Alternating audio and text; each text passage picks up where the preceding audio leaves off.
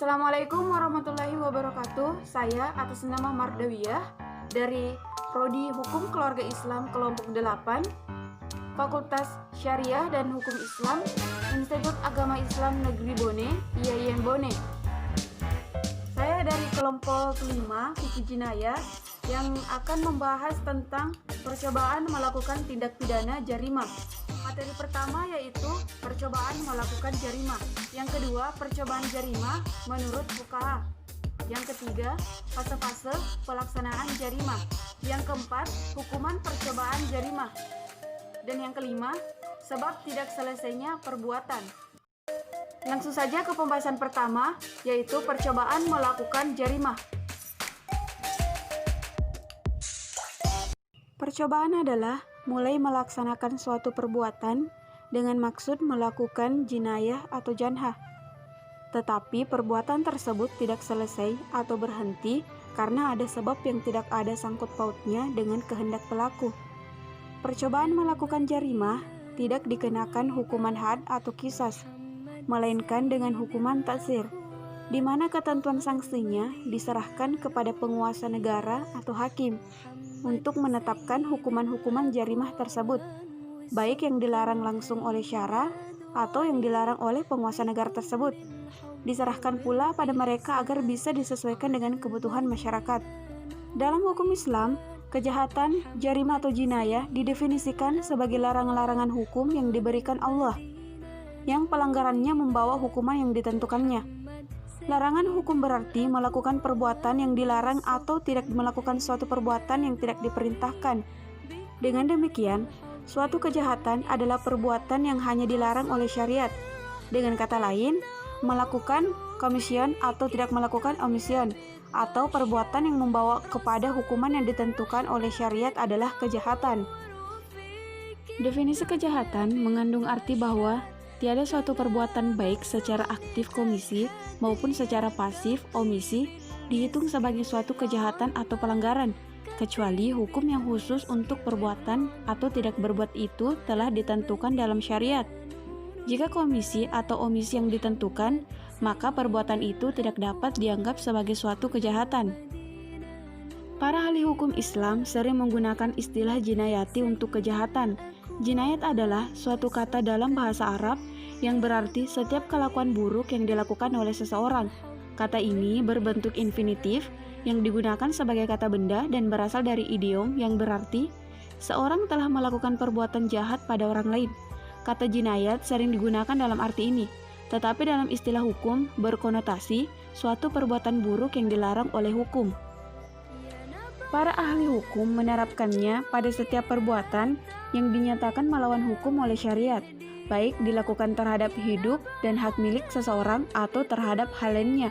Tetapi, mayoritas ahli hukum menerapkan istilah jinayat ini dalam arti kejahatan yang menyebabkan hilangnya hidup dan anggota tubuh seperti pembunuhan, melukai orang, kekerasan fisik, atau aborsi dengan sengaja.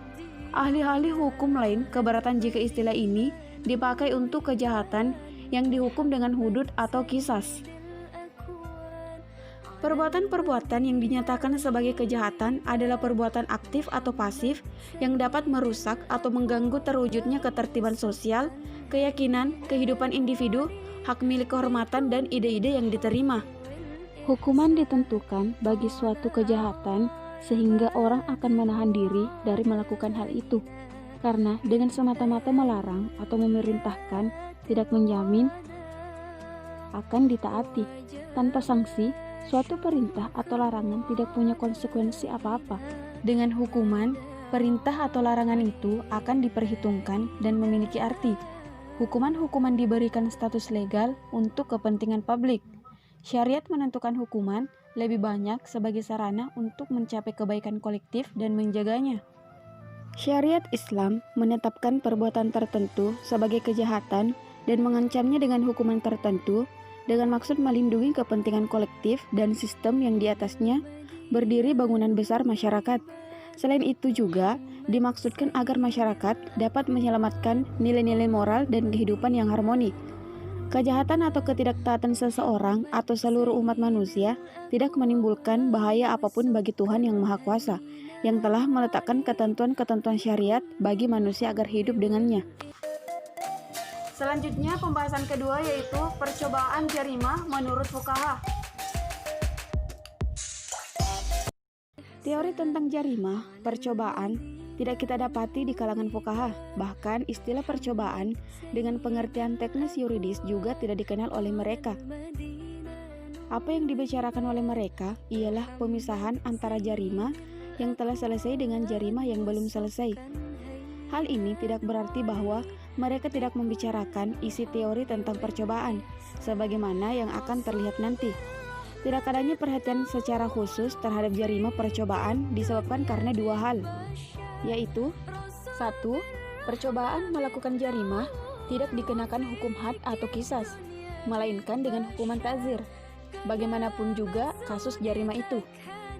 Para fuqaha lebih banyak memberikan perhatiannya kepada jarimah-jarimah hudud dan qisas diat, karena unsur-unsur dan syarat-syaratnya tetap tanpa mengalami percobaan.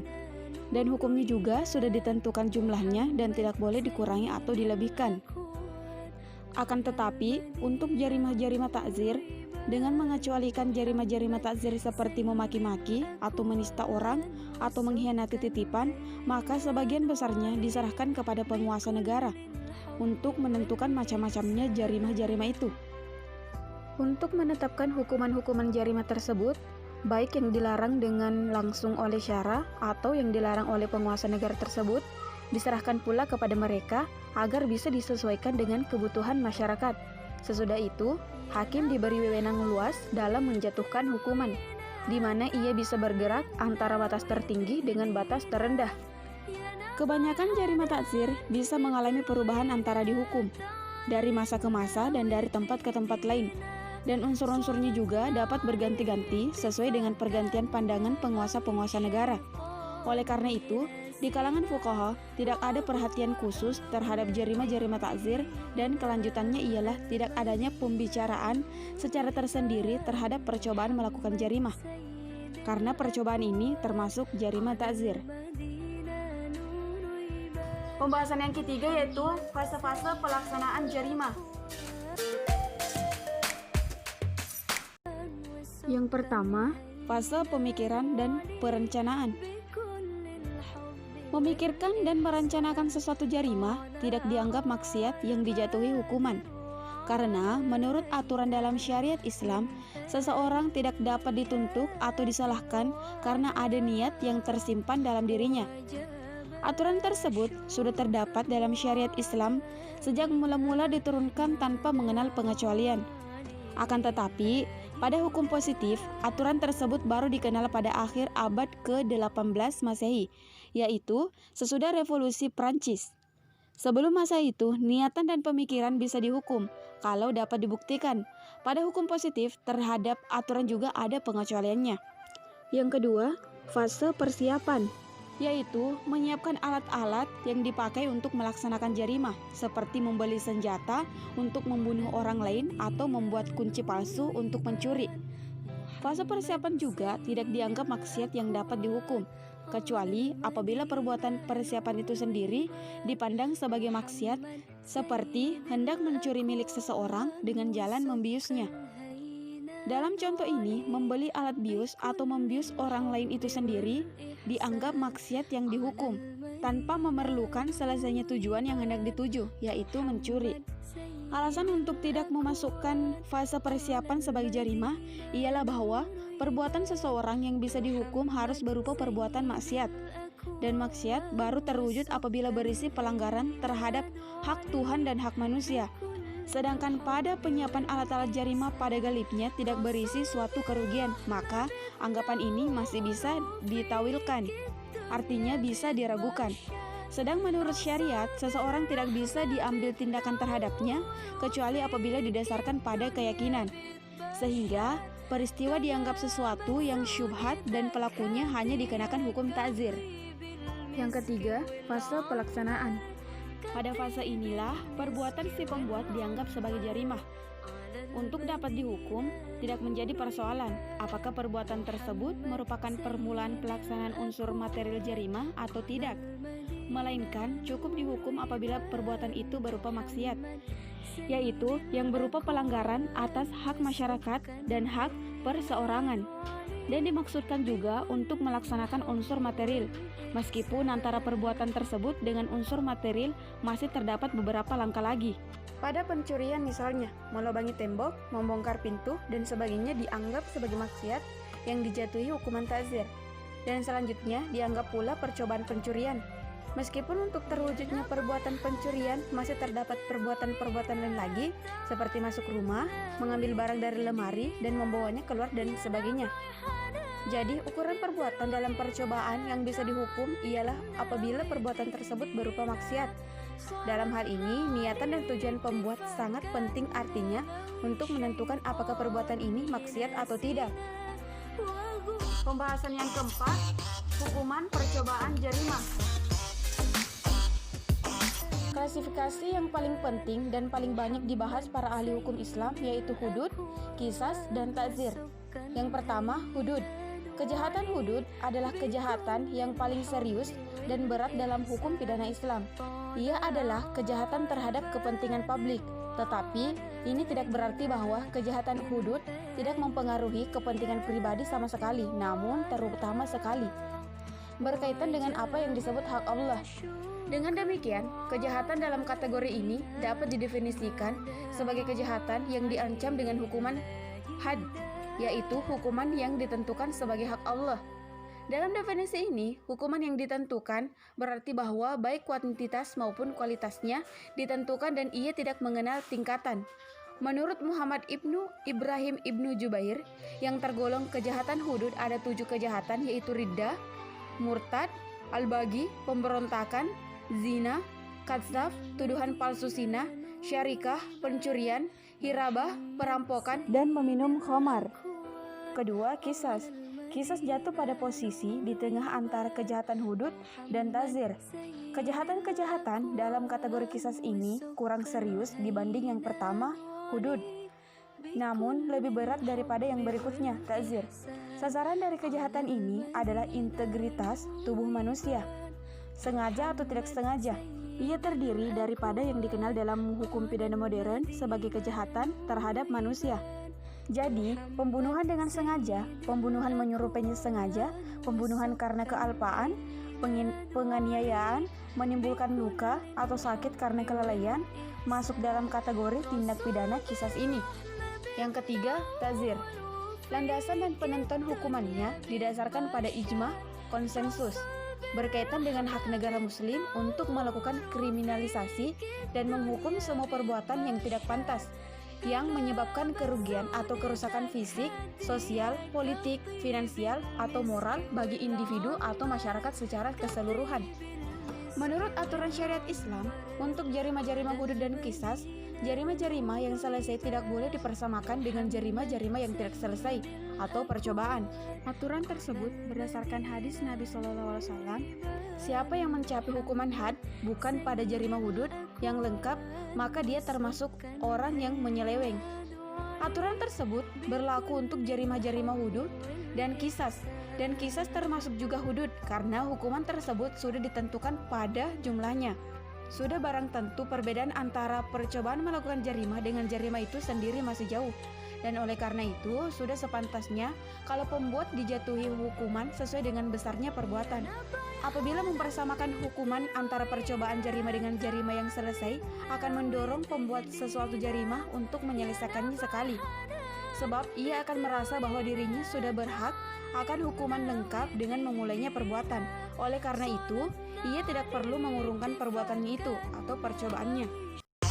Dan selanjutnya pembahasan yang kelima, sebab tidak selesainya perbuatan.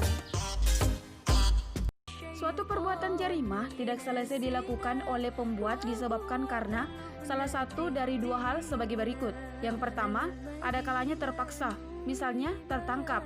Dan yang kedua, ada kalanya karena kehendak sendiri. Berdasarkan kehendak sendiri ini ada dua macam, yaitu bukan karena taubat dan karena taubat. Kalau tidak selesainya jarimah karena terpaksa, maka pelaku tetap harus dikenakan hukuman selama perbuatan itu sudah bisa dikategorikan maksiat. Demikian pula kalau pelaku tidak menyelesaikan jarimanya karena kehendak sendiri, tetapi bukan karena taubat. Akan tetapi, apabila tidak selesainya itu karena taubat dan kesadarannya, maka jarimanya itu ada kalanya jarimah hirabah dan ada kalanya bukan jarimah hirabah. Apabila jarimah itu jarimah hirabah, maka pelaku dibebaskan dari hukuman. Hal ini berdasarkan firman Allah Subhanahu wa taala Al-Maidah ayat 34. Bismillahirrahmanirrahim. Illalladzina tabu min qabli an taqdiru 'alaihim fa'lamu annallaha ghafurur rahim. Kecuali orang-orang yang taubat di antara mereka sebelum kamu dapat menguasai menangkap mereka, maka ketahuilah bahwasanya Allah Maha Pengampun lagi Maha Penyayang. Surah Al-Maidah ayat 34. Apabila jarimah itu jarimah bukan hirabah, maka pengaruh taubat di sini masih diperselisihkan oleh para fuqaha. Dalam hal ini ada 3 pendapat. Yang pertama, pendapat fuqaha dari mazhab Syafi'i dan Hambali, taubat bisa menghapuskan hukuman. Alasannya adalah Al-Quran menyatakan hapusnya hukuman untuk jarimah hirabah, sedangkan jarimah hirabah adalah jarimah paling berbahaya. Kalau taubat dapat menghapuskan hukuman untuk jarimah yang paling berbahaya, maka lebih-lebih untuk jarimah yang lain. Dalam menyebutkan beberapa jarimah, Al-Quran selalu mengiringinya dengan pernyataan bahwa taubat dapat menghapuskan hukuman. Misalnya dalam hukuman zina yang pertama kali diadakan dalam surah An-Nisa ayat 16. Bismillahirrahmanirrahim. Wallazani ya'tiyaniha minkum fa'asuhuma fa in taba wa aslaha fa'ridu anhuma. Dan terhadap 2 orang yang melakukan perbuatan keji di antara kamu, maka berilah hukuman kepada keduanya. Kemudian jika keduanya bertobat dan memperbaiki diri, maka biarkanlah mereka. Sesungguhnya Allah Maha Penerima Taubat lagi Maha Penyayang. Surah An-Nisa ayat 16. Yang kedua, menurut Imam Malik, Imam Abu Hanifah, taubat tidak menghapuskan hukuman kecuali untuk jarimah hirabah yang sudah ada ketentuannya. Karena kedudukan hukuman adalah sebagai kifarat maksiat. Di samping itu, kalau taubat semata-mata hukuman dapat terhapus, maka akibatnya ancaman hukuman tidak berguna. Sebab setiap pelaku jarimah tidak sukar mengatakan telah bertaubat. Yang ketiga, menurut Ibnu Taimiyah dan Ibnu Al-Qayyim dari pengikut mazhab Hambali, hukuman dapat membersihkan maksiat dan taubat dapat menghapuskan hukuman untuk jarimah-jarimah yang berhubungan dengan hak Allah, hak masyarakat, kecuali apabila pelaku minta untuk dihukum, maka ia bisa dijatuhi hukuman walaupun ia telah bertaubat. Pendapat Ibnu Taimiyah dan Ibnu Qayyim kelihatannya merupakan jalan tengah yang mengompromikan pendapat pertama dan kedua yang saling bertentangan. Walaupun demikian, pengaruh taubat terhadap hukuman menurut pendapat kedua imam ini hanya berlaku dalam jarimah yang menyinggung hak masyarakat saja. Sedangkan dalam jarimah yang menyinggung hak individu, taubat tetap tidak berpengaruh terhadap hukuman. Itulah tadi pemaparan materi dari saya. Lebih dan kurangnya mohon dimaafkan. Wabillahi taufiq wal hidayah. Wassalamualaikum warahmatullahi wabarakatuh.